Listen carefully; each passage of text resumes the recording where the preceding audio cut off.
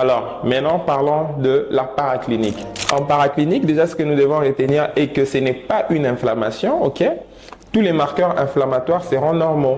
La numération des globules blancs, la formule leucocytaire et même la protéine C-réactive ne sera pas biaisée ou bien ne sera pas anormale. Les valeurs, les biomarqueurs inflammatoires seront normaux parce que l'arthrose n'est pas une inflammation.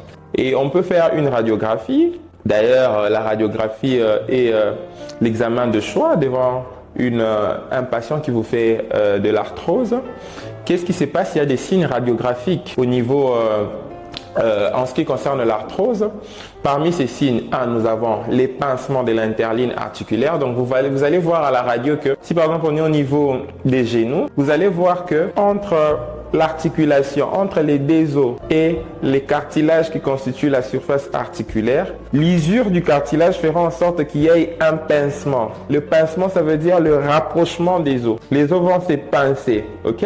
Ça, c'est le premier signe de l'arthrose à la radio. Hormis le pincement articulaire, nous pouvons aussi avoir ce qu'on appelle l'ostéocondensation de l'os sous-chondral. Ça veut dire tout simplement ceci, que l'os qui est en dessous du cartilage, cet os-là subissant une forte contrainte mécanique à cause de l'usure du cartilage, ok? Cet os-là va commencer à gonfler.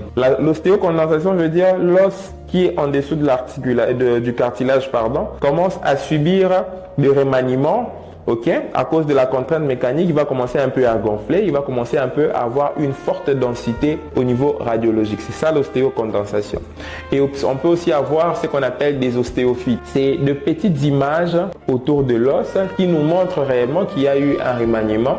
Et nous avons des géodes. Les géodes aussi, ce sont de micro-cavités qui se créent tout autour de l'os qui a subi une usure au niveau du cartilage.